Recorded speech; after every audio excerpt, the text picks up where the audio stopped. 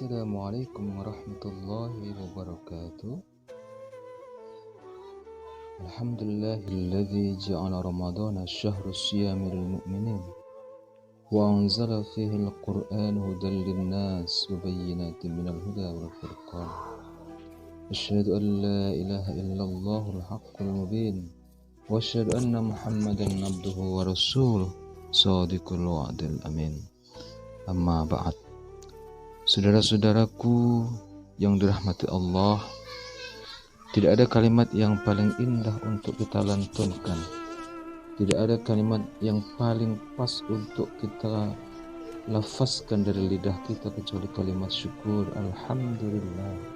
Segala puji hanya milik Allah yang telah memberikan karunia-Nya kepada kita, memberikan kesempatan kepada kita semua untuk bisa bertemu dengan bulan yang penuh keagungan, bulan yang penuh dengan kemuliaan, bulan yang penuh dengan keberkahan, yakni bulan Ramadan, syahrun azim. Tentu ini adalah jawaban dari doa-doa kita yang kita lantunkan, yang kita kumandangkan, yang kita senandungkan sejak awal bulan Rajab 3 bulan yang lalu, di mana kita senantiasa berdoa, Allahumma barik lana fi Rajab wa Sya'ban wa ballighna Ramadan. Dan kita patut bersyukur. Yang patut kita syukuri adalah bahwa kita betul-betul dipertemukan dengan bulan Ramadan ini. Kenapa? Karena tidak banyak di antara kita, atau beberapa orang di antara kita tidak diizinkan untuk bertemu dengan bulan Ramadan. Sebagian di antara mereka sudah duluan dipanggil oleh Allah, dipanggil oleh Allah Subhanahu wa Ta'ala. Karena itu akan sangat sayang sekali, akan sangat merugi sekali kalau kita tidak manfaatkan bulan ini, kesempatan yang hanya 1 bulan saja selama dalam 1 tahun, yakni di bulan Ramadan ini. Betapa banyak keagungan-keagungan, betapa banyak kemuliaan-kemuliaan yang bisa kita raih, yang bisa kita capai di bulan Ramadan ini kalau tidak kita manfaatkan. Wajar kalau Rasulullah pernah menyampaikan kepada kita, merugilah orang yang selama bulan puasa sampai selesai bulan Ramadan dia tidak diampuni dosanya oleh Allah Subhanahu wa Ta'ala. Karena itu mari kita manfaatkan sebaik-baiknya bulan Ramadan, bulan anugerah dari Allah Subhanahu wa Ta'ala kepada kita ini sebagai bulan yang terbaik. Salawat dan salam mari kita sanjungkan kehadirat Rasulullah Muhammad sallallahu alaihi wasallam yang kita jadikan sebagai panutan, kita jadikan sebagai suri tauladan bagi kehidupan kita, baik dalam menjalani kehidupan yang bersifat individual maupun kehidupan yang bersifat sosial. Kita berharap semoga kita dapat istiqamah sebagai umatnya dan kelak kita di akhirat akan mendapatkan syafaatnya. Amin ya rabbal alamin. Saudara-saudaraku yang berbahagia, dalam kesempatan ini tanpa terasa kita sudah memasuki hari yang ke-6 di bulan Ramadan ini, terutama karena saat ini kita bangsa Indonesia dan hampir seluruh bangsa di dunia mengalami musibah yang sama, yakni wabah COVID-19 yang hingga saat ini masih belum reda. Tentu dengan wabah ini sebagai umat yang beriman kita patut meyakini bahwa semua yang terjadi, semua yang terjadi di muka bumi ini tentu atas izin dan berkenan Allah Subhanahu wa Ta'ala. Untuk itu kita tidak perlu persoalkan kenapa harus bersedih, kenapa hal ini terjadi. Tapi yang penting untuk kita sikapi adalah bagaimana memanfaatkan waktu, memanfaatkan usia, memanfaatkan segala hal yang diberikan oleh Allah kepada kita untuk meningkatkan keimanan dan ketakwaan kita kepadanya.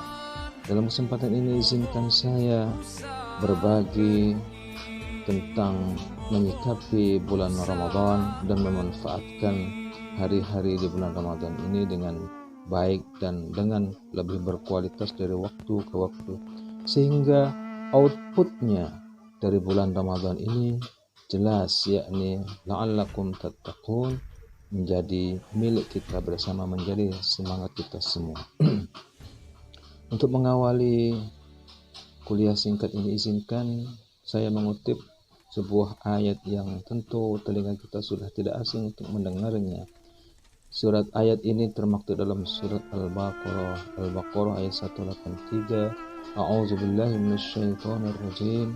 Bismillahirrahmanirrahim.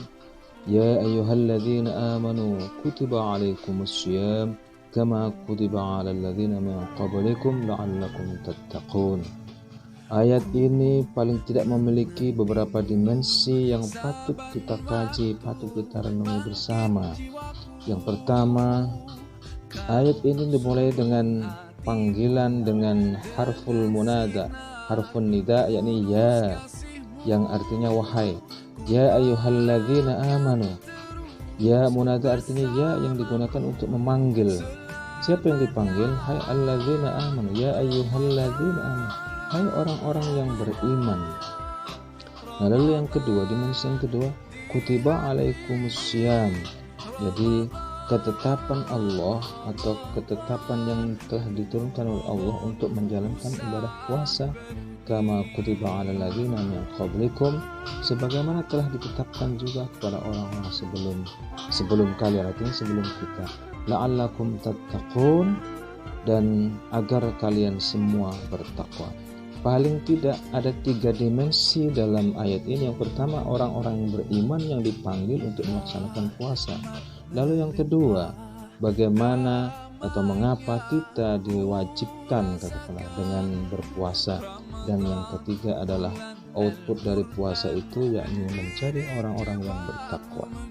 Kita akan berbicara yang pertama tentang ya ayyuhalladzina amanu. Pertanyaannya, kenapa harus orang-orang yang beriman dipanggil untuk melaksanakan puasa ini? Sekilas barangkali di antara kita ada yang menganggap enteng, ada yang menganggap remeh bahwa puasa itu ya hanya ibadah-ibadah biasa saja. Tetapi kalau kita maknai dengan dalam, secara mendalam, kali ini kita kaji. Kalau ini kita kaji secara mendalam, maka ini sesungguhnya merupakan sesuatu yang sangat luar biasa. Betapa tidak? Karena yang dipanggil untuk melaksanakan ibadah puasa ini adalah orang-orang yang beriman saja. Ini secara dalam kajian tafsir, kalau menggunakan kata-kata ya ayyuhalladzina amanu, artinya ayat yang diturunkan oleh Allah ini menggunakan kata-kata ya ayyuhalladzina amanu, hanya orang-orang yang beriman saja, bukan yang lain. Ada beberapa istilah yang digunakan oleh Allah dalam memanggil hambanya. Ada ya Bani Adam, yang dipanggil adalah semua keturunan Bani Adam. Ada ya ayuhan nas, hai orang-orang, hai seluruh manusia, yang artinya ini ada panggilan kepada seluruh yang namanya manusia. Ada ya ayyuhalladzina amanu. Nah, ketika ya ayyuhalladzina amanu yang dipanggil orang-orang beriman, maka boleh jadi iman ini, keimanan yang ada di dalam diri kita ini yang menjadi faktor utama yang mendorong kita untuk melakukan ibadah ini. Ada mungkin bisa kita saksikan, bisa kita lihat beberapa kawan-kawan atau saudara kita yang secara fisik dia kuat, badannya besar, sehat, tapi tidak mau dan tidak mampu menjalani ibadah puasa. Kenapa? Bukan karena faktor kesehatan atau fisikal, tapi karena tidak ada dorongan keimanan, sehingga melakukan ibadah puasa selama 1 bulan ini dianggap sesuatu yang sangat memberatkan dan sesuatu yang dianggap menyiksa. Oleh karena itu, melaksanakan ibadah puasa itu harus betul-betul direlasi dengan keimanan di dalam hati kita. Ya, keimanan yang tentunya betul-betul berlandasan kepada apa itu iman. Dalam beberapa pendapat yang paling populer adalah menurut ijma ulama, al-iman adalah tasdiqun bil qalbi wa iqrarun bil lisan wa amalun bil arkan. Jadi iman itu bukan hanya sekedar yakin saja, bahwa ini adalah perintah Allah, betul bahwa ini kita pertama sekali kita tasdiqun bil qalb, yakni meyakini, membenarkan di dalam hati bahwa puasa itu merupakan perintah Allah. Itu harus kita respon, harus kita sikapi dengan ketetapan hati, tasdiqun bil qalbi.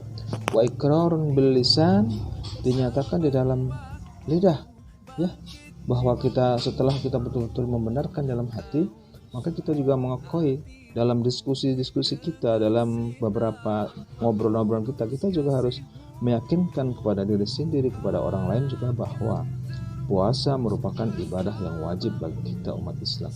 Dan tentunya wa amalun bil arkan. Nah, puasa ini merupakan salah satu bentuk dari amalun bil arkan. Kita tidak hanya berwawasan, tidak hanya berwacana, tidak hanya berkeyakinan, hanya menerima dalam hati, tapi tidak menjalani puasa, maka itu belum masuk ke kategori beriman. Tapi dengan kategori iman ini adalah tentu kita menjalaninya dengan perbuatan, yakni mulai dari sejak fajar hingga masuki waktu maghrib. Ini artinya implementasi dari apa yang kita yakini, apa yang kita tuturkan melalui lidah kita dan kita jalankan dalam perbuatan, itu merupakan sebuah implikasi iman. Dan dalam konteks iman ini kita sangat paham, kita memahami, kita menyadari betul bahwa iman kita, iman umat Nabi Muhammad ini merupakan yang masuk dalam kategori iman yang fluktuatif. Apa iman yang fluktuatif? Iman yang suatu saat naik dan terkadang turun. Selama di luar bulan Ramadan, 11 bulan mulai dari Syawal seterusnya sampai Sya'ban, mungkin iman kita banyaklah turun, bahkan terjun sampai ke dasar. Tapi di dalam bulan Ramadan ini kita diberikan oleh Allah kesempatan untuk menaikkan, untuk memupuk keimanan kita supaya betul-betul naik dan stabil, sehingga akhir Ramadan kita betul-betul bisa mencapai output dari ibadah ini, yakni la'allakum tattaqun. Baik, barangkali ini kesempatan yang pertama sekali untuk pertemuan ini, bahwa motivasi kita, landasan atau leading sektor kita dalam menjalani ibadah puasa itu adalah harus betul-betul karena iman. Di dalam lafaz niat puasa kita lafadzkan di sana, man shoma Ramadan imanan wa ihtisaban nawaitu shoma ghadan ana da'i faradis syahri imanan wa ihtisaban lillahi ta'ala. Jadi di dalam melakukan ibadah ini dimulai dari niat, yakni betul-betul karena mencari ridha Allah, karena iman dan mencari ridho Allah. Artinya bahwa keimanan merupakan fondasi dari melaksanakan ibadah puasa. Semoga dengan keimanan yang kita miliki, puasa kita menjadi baik, menjadi maksimal, dan keimanan kita dengan melakukan ibadah puasa ini nanti betul-betul akan mengalami kenaikan yang sangat signifikan dan mampu menjawab, mampu menjalani bulan-bulan di luar bulan Ramadan. Dan tentunya kita berharap, kita berdoa kepada Allah Subhanahu wa Ta'ala yang menggenggam jiwa kita, yang menilai keimanan dan ketakwaan kita. Semoga keimanan dan ketakwaan kita naik, mengalami kenaikan dari waktu ke waktu, dan mampu menjadi motor yang menggerakkan seluruh roda kehidupan kita dengan keimanan-keimanan tersebut. Terima kasih atas segala perhatian. Semoga puasa kita mengalami kenaikan dalam hal kualitas dari waktu ke waktu, dan kita berdoa semoga Allah memberikan kesempatan kita umur panjang hingga bisa menjalani ibadah ini secara penuh. Terima kasih. Mohon maaf atas segala kekurangan dan kesalahan. Alaikum minkum. Wassalamualaikum warahmatullahi wabarakatuh.